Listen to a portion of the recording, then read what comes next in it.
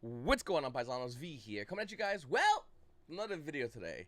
The banlist just came out, and it's going to be effective in about 2 days here in North America. So the YGOPaisano coming up in North Carolina is going to be impacted by this banlist. I'll also be attending that YGOPaisano North Carolina. All right, so let's look over what's forbidden. Right out the gate, Link Karibo, Baron the Floor, Borderless Savage Dragon, and Sun Limit. Good. Fucking good.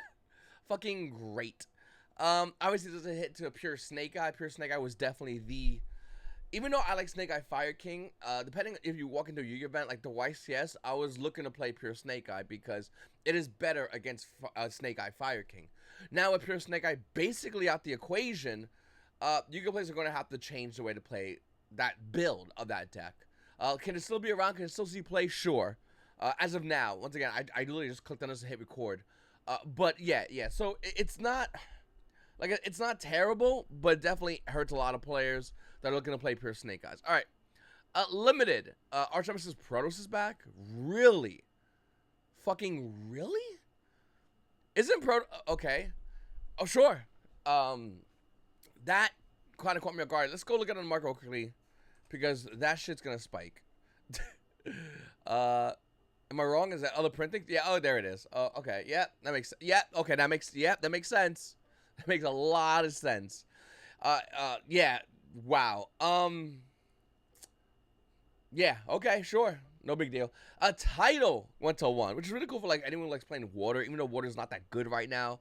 Hopefully Water gets, like, a Promethean Princess, but with Water. Colossus. Oh, boy is back. This is going to be really interesting, because I think this inadvertently pumps dragons. In my opinion. So looking at Colossus now, it's $120 fucking dollars. Dude, I have 3 ultis. I'm about to list 2 of them and keep 1. Unicorn, pretty cool. Chicken Game's back. That card's so pussies.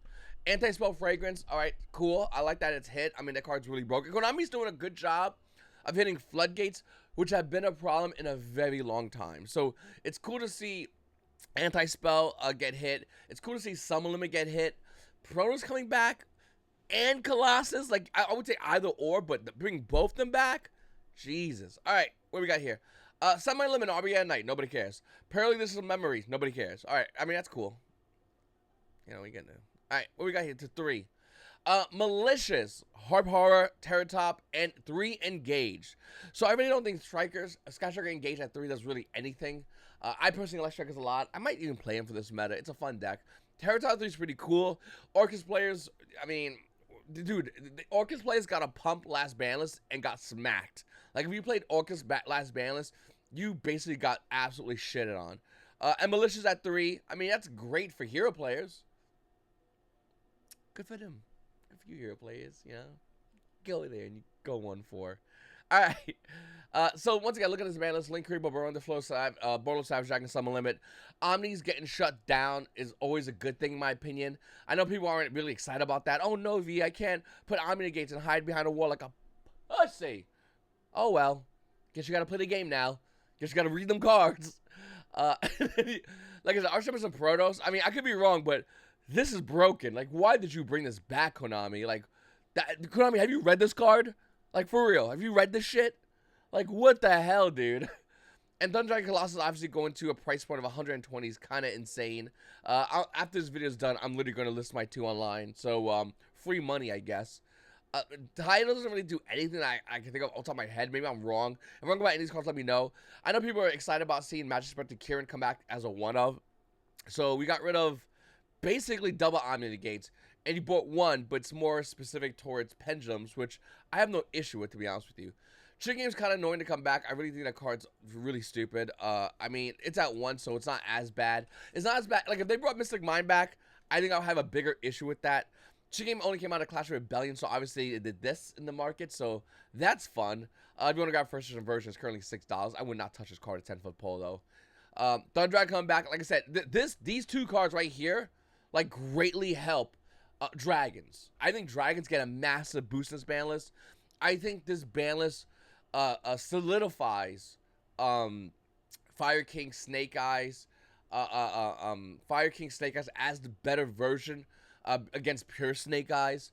I also think that Voice's Voice not being even kind of impacted on this ban list is great because Voice's Voice now would be the deck, obviously, that would go up against a lot of players that are looking to play the Fire King Snake Eyes. So it's more of an interesting matchup between those decks. Link being hit just means that everyone's going to run to the other Link 1, which is Relinquish Anima, which I would imagine people already had, but Relinquish Anima. I would imagine people have this card already, but I mean, it's about $5, 100 listing. This is for Secret Rare. Obviously, I like both versions. They're both pretty nice. Cards roughly around $6. Yeah, I don't see it seeing that like crazy huge of a boost for this card. Everyone should have this card already. And then once again, Archon of Pros is definitely the biggest winner. If you have this card and you have Colossus and you have Dragon Links, like this is a good time to be a Dragon Link player. With that said, though, if you do play Dragon Links, I think that a lot of players are going to find ways to counter Dragon Links, which is not that hard. Colossus still has a lot of weaknesses, one of them being Nibiru. You have to make your full board without Omni-Negates now into Nibiru. I think Nibiru also becomes a better card because of this. Dragon players have a lot of cool cards and with new support. There's a lot of interesting things happening. With Colossus coming back to 1 with the new support, I think Dragons get a massive boost. So that's really awesome. I might do a Mark Watch talking more about Dragons in the future because there are certain cards that I think are just highly undervalued right now for Dragons. All cards you might want to pay attention to because of how good they are. Once again, Protos is going to be one of the most abused cards. No doubt in my mind. No, like I don't know why this was brought back. This to me is really stupid because of how easy this card can be abused. Not playing special monsters with that attribute. It's a pretty important. Like this sentence is broken.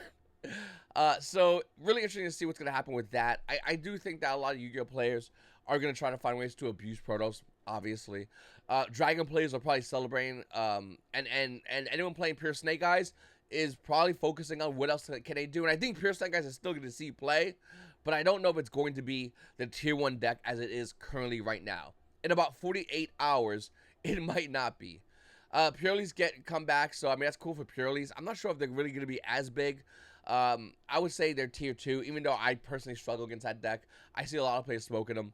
Link Rubber being hit, obviously it's massive. Seeing Summon Limit get forbidden and Anti-Spell go to 1 makes perfect sense to me. Will Anti-Spell be played at 1 would be the question. And I think the answer would be probably not. Not a lot of people are really playing like Trap Floodgates in their deck as a 1-of. If that was the case, we would see they're going to be 1 in a lot of side decks. And maybe the side deck will change where players will start playing, they're going to be 1. Anti-Spell Fragrance and so on and so forth. So that's still around. One thing I want to note, though, I think that's really important, is Skill Drain is probably the biggest sleeper. So the reason why I'm saying that is because if you want to win against Dragons, you just play Skill Drain and then you outgrind their board. Now, certain decks can do this, certain decks cannot do this. Obviously, you're playing Voices Voice, this card is hell on earth. But Skill Drain right now is pretty good. $22. I mean, I already have my 3, so I don't give a fuck. But this card is pretty good because if you're playing the Fire King Snake Eye deck, this card's really good. If you're playing Dragons, it's pretty decent. And if you're not, and you're playing a deck right now, and I just said Skill Drain, you're a butthole probably from like this to this to this because you're about to get fucked up. Like that's the thing. Like I think that Skill Drain is really really good. Right now, I do think Voices is still going to be really good now. Pure Snake Eyes it was definitely a deck that was a problem for everybody. With it being removed from the equation in its current build, I think we're going to see a lot more decks start seeing more play. The problem is, here's the problem. I think our new top 3 meta, in my opinion, is going to be Fire King, Snake Eyes, Voices Voice, or Dragons. Those would be the 3 decks you would have to beat. And where right now you could probably play like Shifter and feel good about yourself. No big deal. I totally agree with you, by the way. As the meta progresses, Dragons will get the new Tenpai cards, or Tentai, whatever the fuck they're called. Like, they'll get that. And they'll go, cool, we play Shifter too. Like, we're with you. I'm glad you dropped the Shifter. Thank you. Like, now we're better as a deck. So, Shifter doesn't become as good except for that one deck. And with Dungeon Dragon Colossus being around, it's definitely going to be a lot interesting to see what happens in the game. Once again, guys, let me know in the comments down below what you think about this ban list. I think it's a pretty good ban list. I was almost convinced Max C went to 3. I think it still should go to 3. But that's for another video for another time. Striker players, are you out there? I mean, I have Max Railway Strikers. Like, I'm ready to, like, let's go. Like, I want to play Strikers. Probably gonna get fucked up, but you'll get fucked up playing a gorgeous looking deck. And for anyone that's actually playing like a deck that runs Magic Spectre, Unicorn, Kieran, I know with the new support it's good, but is it good enough? And that's a question you have to honestly ask yourself, and not like play games. Go Copium, this is gonna be great. And like ask every Copium, this is gonna be great player that played fucking Orcus. How was that? How was that ass whooping? How many locals did it take you of getting your ass fucking cooked before you're like, yeah, dude, fuck this. Let me get some of them fire cards. Let me get some of them. Let me get some of them voices cards getting going. Another thing I want to add real quickly is the fact that Voices Voice still has a branded package. So if they go first and they play branded fusion and you don't have an answer, they will lock your shit up, dude. They will lock you out of the game. So that is massive. And I don't think I see anything here on this ban list that stops that. In fact, I would argue against that because the cards that used to stop that, I mean, they're around, but is people going to really be playing Ghost Bell, where it was better against Snake Eye, or Voices Voice? Is that even a better option?